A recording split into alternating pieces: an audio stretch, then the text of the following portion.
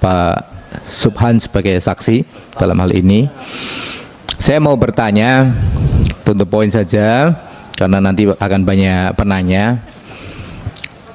Yang pertama, Pak Subhan pasti sudah tahu undang-undangnya di pasal 64 bahwasanya aturan tadi yang disebutkan oleh pimpinan 8% adalah untuk haji khusus, 92% untuk reguler, dan saksi tahu hal tersebut, dan saksi membersamai Kementerian Agama bertemu dengan otoritas Saudi Arabia. Kenapa saksi diam saja dan tidak memberikan pertimbangan? Sebagai saksi adalah Dirjen Haji Urusan Luar Negeri. Itu yang pertama. Yang kedua, syarikah tahun 2023 tolong disebutkan apa saja syarikahnya. Terus di 2024 siapa saja syarikahnya. Terima kasih Ketua. Terima kasih pimpinan. Langsung dijawab. Udah. Ya. Oh ya, silakan Pak Subhan untuk dijawab.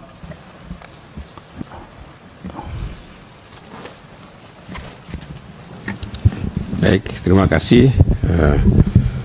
Mohon izin Pak Pimpinan dan anggota Pansus yang kami muliakan, izinkan kami memberikan keterangan terkait dengan pertanyaan dari Pak Wisnu. Yang pertama, kami tentu secara teknis tidak sampai pada soal keputusan persentasenya. Tetapi di dalam proses penyiapannya kami menyampaikan kondisi realita yang ada khususnya di Masyair Al-Muqaddasah, dan lebih khusus lagi adalah tentang kapasitas tenda di Mina, bahwa luasan Mina yang diperuntukkan bagi jamaah haji Indonesia itu luasnya 172.000 meter persegi. Ulangi Pak, 172.000 meter persegi. Itu di dalamnya sudah termasuk ada layanannya, ada kantor-kantornya, ada lorong-lorongnya, dan seterusnya dan seterusnya. 17,2 hektar ya. Ya. Nah, itu kalau ditempati jamaah haji dengan kuota normal 221.000, lalu kemudian kuota reguler itu 92%, 203.320, itu setiap jamaah hanya akan mendapatkan 0,8 meter persegi atau 80 cm. Nah, ketika sebelum tahun 2022 Arab Saudi belum mewajibkan penggunaan kasur, space di tenda di Mina itu relatif tidak terlalu menjadi problem. Tapi ketika kemudian 2022 diwajibkan menggunakan kasur, 0,80 itu lebih sempit dari kasur yang disediakan. Maka kemudian terdapat cukup banyak kasur yang tidak bisa digelar di dalam tenda. Nah, ini yang terjadi di tahun 2023. 2022 karena jamaahnya hanya 48%, maka itu juga relatif tidak ada kendala di dalam luasan space di Mina. Nah, tentu di 2023 kemudian mendapatkan tambahan kuota 8%, itu luar biasa padatnya di Mina, dan ini tentu juga sudah menjadi pengetahuan umum kita bersama. Nah, pertimbangan-pertimbangan itulah yang setiap kali dalam pertemuan, baik pertemuan panja maupun juga pertemuan dengan para jamaah sekalian, kita sampaikan kondisi realita di Mina itu begitu padatnya. Jadi kita juga tidak bisa memperluas itu, karena ketika Arab Saudi menambah area Mina itu di Mina Jadid, itu sampai tahun 2023 kemarin itu masih menyisakan persoalan. Nah, kemudian di 2024 atas kesepakatan bersama bahwa tahun 2024 itu kita akan meninggalkan Mina Jadid, maka kemudian kita berusaha agar tempat di Mina Jadid itu mendapat ganti di Muaisim. Nah, itulah kira-kira space realita yang ada di Mina. Kepadatan dan keterbatasan lokasi di Mina itulah yang kami sampaikan di dalam berbagai pertimbangan. Lalu kemudian syarikah 2023. 2023 itu tahun pertama Arab Saudi menerapkan pengelola atau pelayan di Masyair Al-Muqaddasah itu dengan syarikah itu. Tahun 2022 masih menggunakan skema muassasah. Nah, lalu kemudian ketika 2023 itu syarikah metamorfosis dari muassasah Asia Tenggara itulah yang kemudian digunakan. Nah, lalu kemudian di 2024 Arab Saudi sudah membuka dan menerbitkan berbagai izin untuk pembukaan syarikah baru. Nah, lalu kemudian di 2024 itu dibuatlah atau terbitlah pedoman terkait dengan pemilihan syarikah di Masyair Al-Muqaddasah. Nah, di dalam pedoman tersebut bahwa pemilihan syarikah di Masyair Al-Muqaddasah itu dilaksanakan oleh sebuah tim, dan tim ini termasuk yang akan diundang ke pansus ini mungkin esok hari, jadi mungkin akan lebih detail terkait dengan proses pemilihan syarikah di tahun 2024. Itu kira-kira Pak Wisnu. Izin pimpinan mau dibahas atau pertanyaan dulu yang lain? Tadi Bapak baru 2 menit. Kalau dirasa masih perlu silahkan. Ya, terima kasih pimpinan. Jadi belum menjawab terkait pembagian kuota. Baru membahas tentang luasan yang ada di Mina. Jadi saksi sebagai dirjen, direktur paham terkait undang-undang yang berlaku di negara kita. Nah, memang kalau terus kemudian diberikan ke haji khusus tidak ada di Mina. Terus mau di mana mereka haji khusus ini? Jadi saya ingin jawaban konkret, tolong jangan muter-muter. Kenapa, pertimbangan apa kok bisa diberikan 50-50? Kita udah dapat jawaban, bukan dari otoritas Saudi Arabia, tapi dari Kementerian Agama. Dan itu pasti ada pertimbangan-pertimbangan dari Anda sebagai saksi. Tolong dijawab, gak usah muter-muter luasan Mina dan lain sebagainya. Yang kedua juga belum kejawab, apa nama syarikahnya di 2023. Jadi nggak usah kita bicara sejarah 2022. 2023 syarikat tersebut saya tahu bermasalah di Musdalifah. Dan kenapa dipakai lagi di 2024 ini, saksi? Kenapa dipakai lagi? Pertimbangan apa? Siapa yang nunjuk? Terima kasih. Silakan Pak, langsung Pak. Baik, terima kasih Pak Wisnu. Terkait dengan pembagian kuota tadi, kami tentu sebatas memberikan pertimbangan-pertimbangan realita yang ada. Apabila jumlah jamaah terus bertambah, sedangkan space dan luasan Mina itu tidak bertambah, tentu kondisinya akan semakin padat. Itu kira-kira itu. Lalu kemudian syarikah di 2023 namanya adalah Syarikah Masyarik Al-Mutamayyizah. Nah, lalu kemudian di 2024 itu terpilih kembali Syarikah Masyarik Al-Mutamayyizah. Nah, ini sudah melalui proses sebagaimana diatur di dalam pedoman. Jadi mulai proses pendaftaran dan seterusnya sampai dengan pengusulan. Nah, kenapa kemudian Syarikah Masyarik ini terpilih kembali? Padahal di tahun 2023 itu terjadi masalah. Di 2023 itu masalah itu menimpa semua syarikah yang melayani jamaah di Masyair Al-Muqaddasah, tidak terkecuali Syarikah Masyarik Al-Mutamayyizah. Nah, namun demikian di dalam pengumuman penilaian oleh pemerintah Arab Saudi ternyata bahwa Syarikah Masyarik Al-Mutamizah ini menduduki ranking pertama gitu. Nah, lalu kemudian yang kedua, mereka syarikah ini memiliki pengalaman yang sangat panjang melayani jamaah dari Asia Tenggara, dan mereka sudah paham betul terkait dengan karakteristik jamaah yang akan dilayani. Nah, tentu kemudian dalam berbagai pertimbangan, syarikah yang lain yang pengalamannya melayani jamaah dari benua yang lain, mereka belum bisa menyajikan kira-kira apa yang akan mereka berikan terhadap jamaah kita gitu. Nah, yang bisa meyakinkan tim itu adalah Syarikah Masyarik Al-Mutamizah ini, Pak. Ya, berarti penunjukan langsung ya, saksi ya?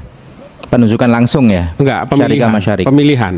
Pemilihan langsung. Pemilihan, jadi di 2024 tidak pakai open tender, tidak ada pakai kontes. dibuka pengumuman dan ada 6 syarikah yang mendaftar. Lalu kemudian diverifikasi dokumennya. Lalu kemudian mereka menyampaikan pemaparannya, lalu kemudian tim memberikan penilaian.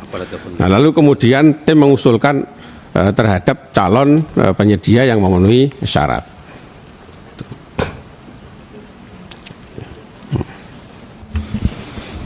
Pak Wisni cukup? Tambahan dari Pak Iskan, silakan.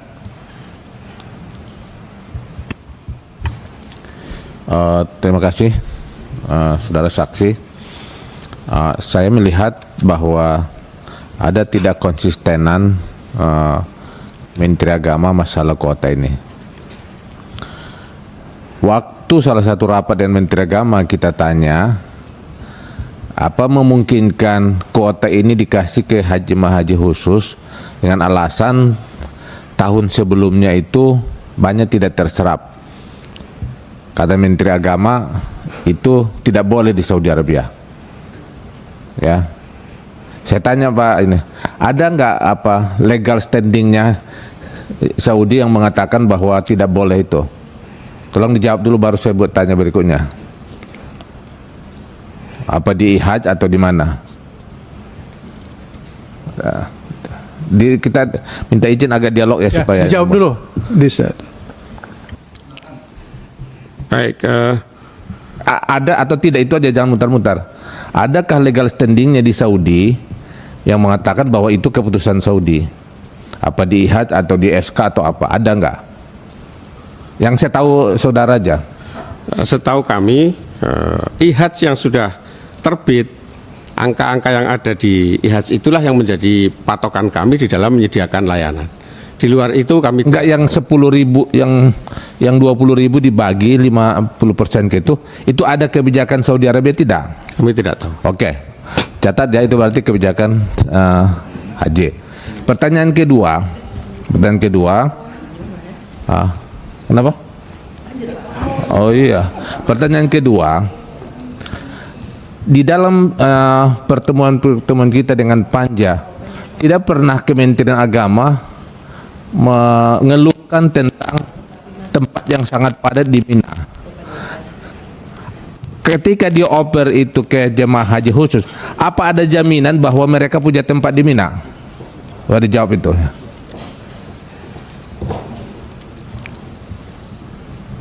Yang pertama terkait sempitnya itu sudah itu udah tahu itu Pak. Ya, beberapa kali, setiap kali Panja itu kami sampaikan kondisi Mina. Artinya kita semua tahu bahwa kondisi Mina itu sangat sempit.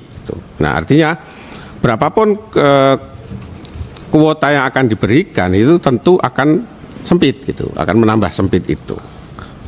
Tapi dalam Panja tidak pernah Kementerian Agama mengajukan itu Mina itu sempit, maka kami minta supaya 10.000 dipisahkan ke itu. Kan nggak ada kan, nggak pernah kan? Bahwa sempit dari dulu begitu, itu sudah isu lama. Betul ya? Oh, ya. Nah, pertanyaan ketiga ya. Apa yang saya tahu Anda ya? Apa alasan yang paling kuat untuk membagi haji khusus itu diberikan kepada travel tanpa memberitahu Komisi 8 sebagai pihak yang bermitra? Apa alasan yang paling kuat? Tidak tahu. Nggak tahu ya. Oke, itu aja Pak Milas, terima kasih. Baik, cukup Pak Iskan. Masih punya waktu Jadi 3 dia, menit. dia nggak tahu gitu sebagai pelaksana. Saya nyambung nanti Ketua. Oke, Pak Iskan sudah ya? Tadi begini Pak Kahpi itu mau berangkat. Kita dulu Pak Kahpi ya. Silakan Pak Kahpi. Ya, saya cuman satu poin kayaknya nih. Pak Subhan selaku saksi hari ini, ketika tim WAS melakukan kunjungan memantau penyelenggaraan haji di Arafah dan Mina, ada pertanyaan dari tim WAS terkait kemungkinan akan terjadinya over capacity dengan ketersediaan tenda dan kasur yang tersedia. Pada waktu itu, Pak Subhan memberikan jawaban bahwa insya Allah over capacity ini kita bisa atasi, kita bisa antisipasi karena ada sekitar 40.000 jamaah itu yang akan tanazul di Mina. Nah, pertanyaan saya, apa yang menjadi dasar pertimbangan Bapak sehingga bisa meyakini bahwa akan terjadi kurang lebih 40.000 jamaah yang akan tanazul di Mina? Kalau murur di Musdalifah itu terukur karena jamaah itu sudah didaftar sebelum Anda melakukan mabit ke Musdalifah. Nah, kalau di Mina ini kan enggak, asumsi aja gitu kan. Nah, ini mungkin yang saya butuh jawaban dari Bapak. Itu yang pertama. Apa pertimbangannya, apa alasannya gitu kan. Yang kedua, setelah pemerintah Indonesia menyelesaikan kontrak pembayaran antara pemerintah Indonesia dengan Arab Saudi, bagaimana mekanisme pembayarannya? Apakah dibayarkan sekaligus atau dilakukan secara bertahap?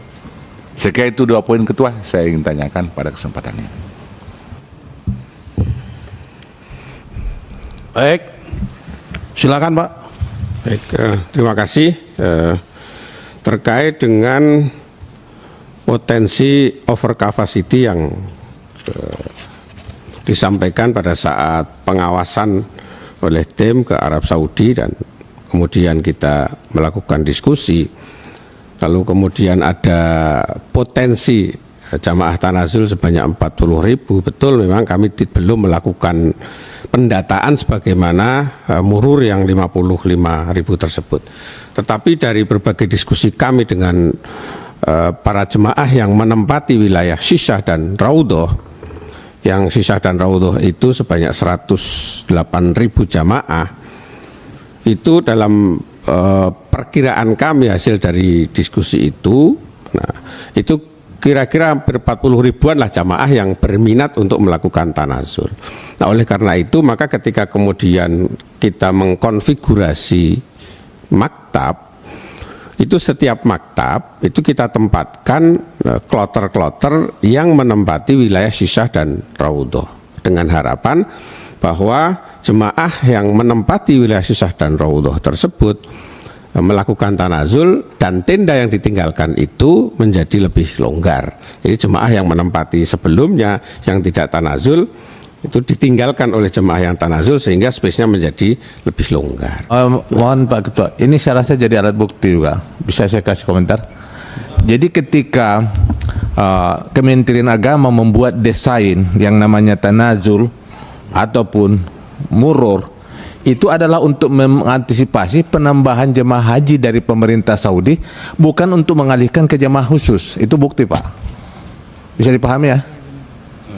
Ketika Bapak mendesain murur ataupun tanazul itu yang 40.000 itu adalah untuk mengantisipasi penambahan jemaah haji dari Saudi Arabia untuk jemaah reguler, bukan untuk jemaah haji khusus. Itu jelas itu Pak. Itu aja tambahan. Terima kasih. Kedua, Bagaimana menambahkan menurut karena hampir sama. Biar dijawab dulu ya. Biar dijawab dulu aja, nanti masing-masing punya hak. Silakan Pak. Baik, nah untuk yang tanazul di tahun 2024 ini, setelah kami lakukan diskusi dengan pihak Arab Saudi bahwa mereka belum siap untuk memberikan layanan selama jamaah berada di hotel di Mekah, sehingga kami belum memandatorikan tanazul itu, berbeda dengan murur. Nah, yang akan datang memang perlu kita matangkan dan perlu kita kuatkan. Apabila jamaah masih tetap sebanyak itu dan space-nya juga tidak bertambah, maka skema tanazul ini harus kita persiapkan lebih matang dan jamaah bisa mendapatkan layanan baik di Mina maupun di luar Mina, di Mekah itu. Lalu kemudian mekanisme pembayaran. Jadi pada prinsipnya sih sebenarnya kami setuju ya skema tanazul itu. Cuma kan kemarin menurut saya itu tidak terukur. Jadi asumsinya 40.000, terus tiba-tiba yang tanazul hanya 10.000, itu kan masih terjadi ya over capacity di tenda-tenda yang ada di Mina. Jadi ke depan kalau skema ini kita masih menggunakan, ya sebaiknya terukur sama dengan tanazul itu. Mundur maksudnya. Nah, apalagi jamaah yang bermukim hotelnya di sekitar sisa ya, itu kan dekat sekali ke Mina gitu kan. Nah itu. Siap, Tolong ya itu siap. menjadi catatan Ya. perhatian kita itu. Nah, lalu kemudian mekanisme pembayaran, itu pembayaran melalui e-hajj itu harus dibayarkan secara tunai. Nanti e-hajj-nya, Kementerian Hajinya yang akan membayarkan secara bertahap kepada pihak penyedia layanan.